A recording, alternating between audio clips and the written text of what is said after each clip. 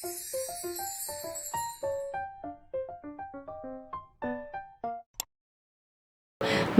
5 days na yung nakalipas. So, tuyo naman na siya, pero hindi na lang naibalik. So, unahin ko na yan.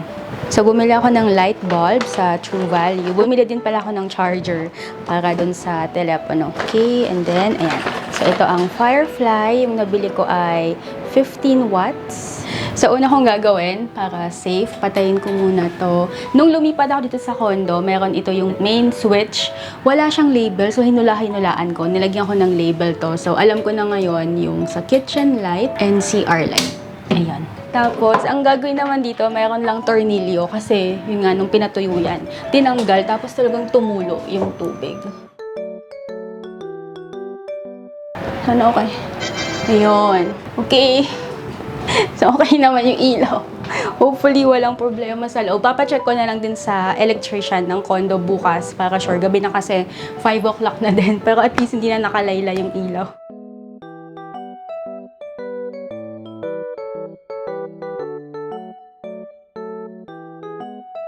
So, ito yung itsura ng ref. Kanina sakto dumaan si Tito Alex. So, pina-forward ko na. Nakabunot na yan. Hindi ko alam kung ito ba ang tamang way ng pag-defrost ng no-frost na ref. Cooler na hiniram ko sa kabila. Yung tito ko naman, si Tito Mike, binigyan niya ako ng mga favorite ko. Galing na Baliches. So, merong longganisa, yung bilog. Ito parang footlong na hiwa-hiwa at saka embutido. Ay, masarap din yan pang breakfast. Kaya dumami. Pero planado na talaga to na lilinisin ko. Kaya halos wala na din naman dapat.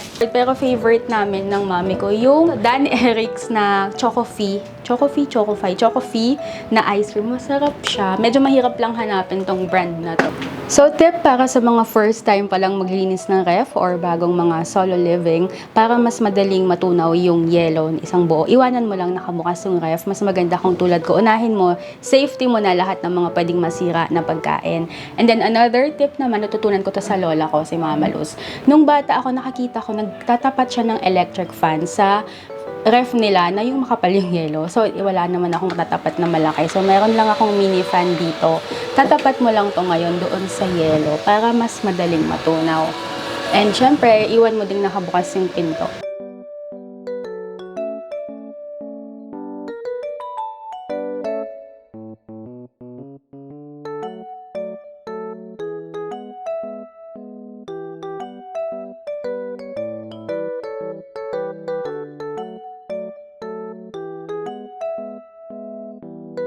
Yan, malinis na ang freezer. Mamaya naman tong ilalim.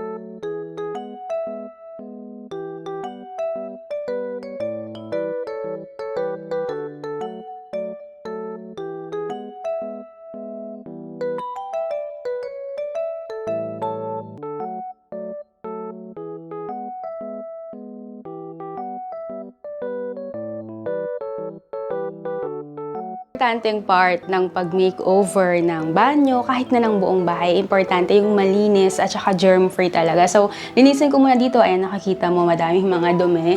Gamitin ko tong mga Domex cleaning products. So, meron ako ultra thick bleach, and then meron ditong lime scale remover. Ito naman, floor cleaner, and then multi-purpose cleaner. And then ito, isa sa mga favorite ko, ginagamit ko talaga. This is the ultra thick bleach na, ayan, germ kill expert. Okay, so mag-start na tayong maglinis.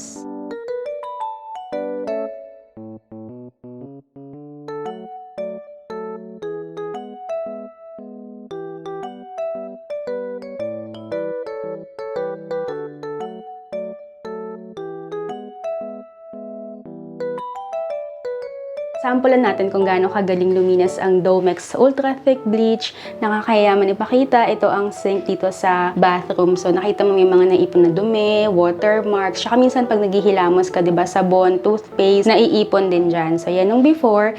Ang maganda sa Domex, madaling gamitin kasi ito pointed. So, hindi ito matapon. Para dito sa lababo, ang ginagawa ko, nagde-dilute ako. Ito yung takip niya mismo nakasama. So, pwede mo itong gamitin pang sukat.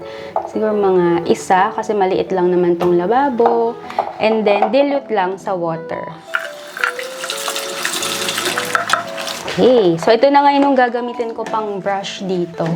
Ayan no, so natanggal agad yung dumi dito, yung mga watermarks, soap stain. Tapos ito na yung gagamitin kong panglinis dito. Ang maganda sa Domex, di ba pag maglilinis ka ng CR, gagamit ka ng yung mga ibang bleach, masakit sa mata, masakit sa ilong, tapos parang naluluha ka. Ito, okay yung amoy niya. Alam mo yung amoy fresh na. Tapos ito na yung gagamitin na panglinis. Ayan, kung nakikita mo, tanggal talaga agad yung mga soap stain, yung watermarks, yung mga dumi dyan. And then, ang dali niyang gamitin. Ako dito, hindi ko agad binabanlawan, so binababad ko mga 5 to 10 minutes. Dito naman sa toilet bowl, pasensya na sa view, pero ang maganda sa Domex, pwede mo tong gamitin na direkta na dahil nga pointed tip. So, gagawin mo dito, ilagay mo lang directly under, dito sa toilet bowl, palibot. And then, iwan mo lang to mga 20 minutes para mababad. After 20 minutes, pwede nang i-brush itong bowl. Gamit ka lang ng malambot lang para hindi din magasgas. So, ito nakikita mo na natatanggal talaga yung mga deep-seated na dirt, yan, yung mga watermarks. And then, actually, kahit na hindi mo nakakita, madaming germs, bacteria ang toilet bowl. So, importante talagang palaging nililinis. And then, pwede nang i-flush. So, ang maganda sa Domex, bukod sa sink at toilet bowl, pwedeng mo din itong gamitin para sa tiles, sa mga surface na gusto mong mapatay lahat ng mga germs. And then, ito yung pinaka-favorite kong part ng paglinis ng CR, yung tatanggalin mo na, ayan, babanlawan mo na siya. And then, makikita mo na unti-unti talaga, ayan, bumababa yung mga dumi, tapos pumuputi yung grout ng tiles.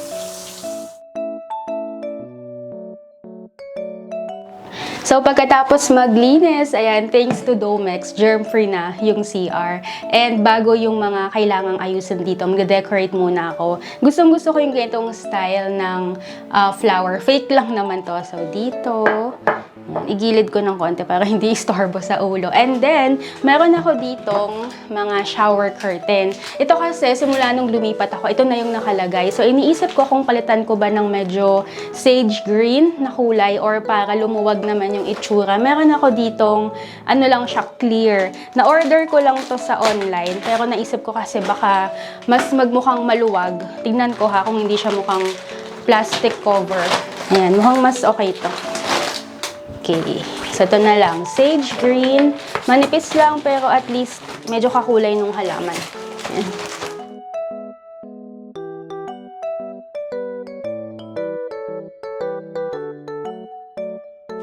Ayan. Parang naging dark yung itsura ng CR. Pero ang ganda pala pag hindi masyadong pink yung mga nakakita sa bahay. Ano lang siya, muted, light lang yung color. For me, parang nakasosyal ng konti sa itsura ng CR. So, ayan. Maganda pala yung ganitong kulay.